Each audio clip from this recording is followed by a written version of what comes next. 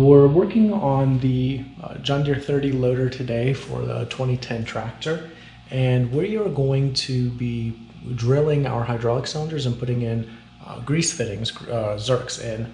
So I've already done a couple here, but you can kind of see what we're going to be doing. We're going to be drilling the cylinder, threading it with an 1/8 inch NPT fitting, and then we're going to be screwing the grease fitting in and then greasing them. So I've done that cylinder, and this cylinder. We're going to show you how I do it with that last cylinder. The benefit of this is that if you're replacing pins, right? So this pin, a pin like this, if it had was drilled out and had a grease fitting on the pin, you're probably looking at $30 to $50 per pin.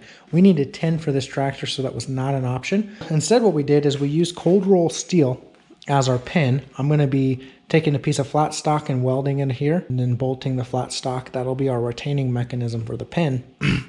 And because of that, we don't have a way to grease the pin, and I didn't want to leave an ungreased machine fittings. By drilling this and putting a tap in, we're greasing the same area, right? We're greasing around the pin. So, and you can see it works. There's grease around it.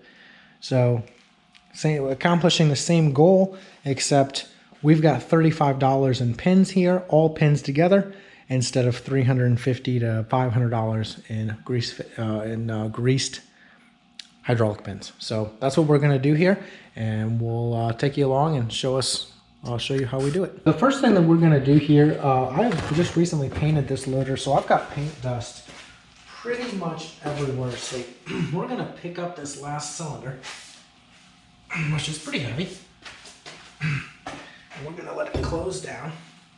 Now we're doing this with a 11/64 drill bit. So you can see that hydraulic. Sorry, my counter's a mess. We are in the project of renovating this John Deere loader. So here, there's actually in the back, on the top of this, there's actually a dead center mark, about right there. You can see it. You won't see it on the camera, but you can see it. There's actually a couple what looks like rings there. So we do not have a drill press, but that's okay because a lot of viewers watching probably don't have a drill press either.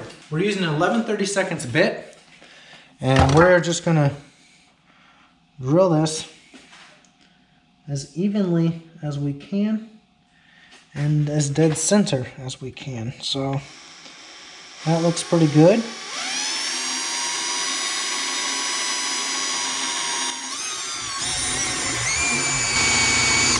We got off a little bit.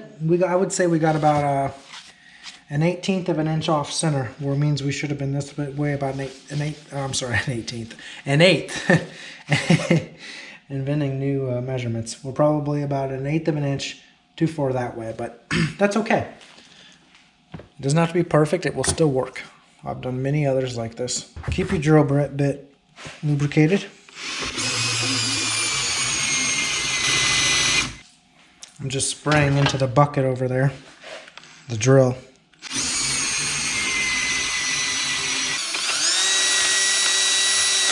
Okay, like I said, it does not have to be perfect. It is a little off, and that's okay. So we are using an 1/8 inch NPT fitting here. Get this as straight as we can. Always, always, always lube your tap. You do not want to break this off, and go easy. We're going to move this real quick into our vise. We got this pretty well lubed up. We've got the head of this is 3/8.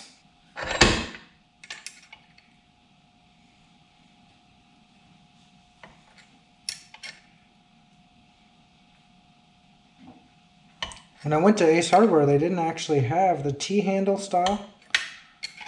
It was just, they only had them for smaller taps. They had a couple options, but none of them would hold this tap. So I'm just doing it with what we've got, which is box wrenches. And you always want to take this easy. When you start feeling resistance, you need to lube up and back off. That's pretty straight. Yeah, so I'm starting to get resistance, right? So I'm going to Back off. You want to back off because it allows the debris to fall into these channels.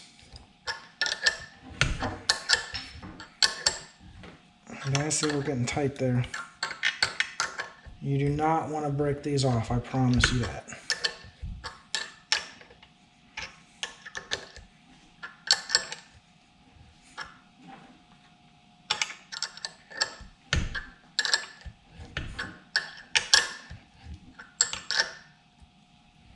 We're going to back all the way out.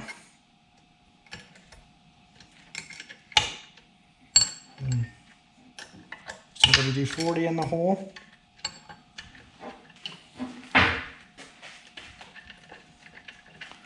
I'm going to spray this off with WD-40 into the bucket, and I'm going to shoot that in there. I'm going to put this back in by hand, finding the old thread pattern.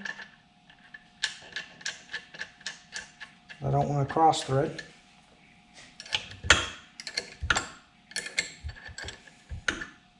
Ultimately, you know, you really want to use a drill press, but we just don't have one of those. And I didn't want to buy one just for this project. And it will work without one. Just, you know, be careful and use your judgment as to if it's going straight or not. You don't want to... I mean, this one definitely is at a small amount of an angle. And it's going to be alright.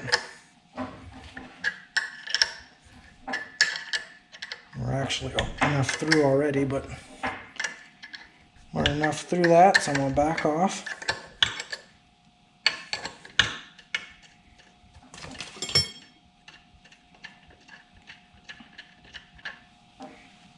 Take a look in there. We're all the way through threaded. So I'm just trying to blow that out. These are going to use a straight Zerk. So here is our 1/8 inch MPT. I'm going to screw that in there. 11mm wrench we had. 7/16 works.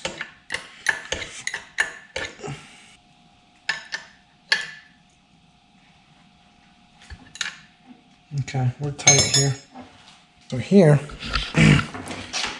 you can see, now we did that by hand, okay?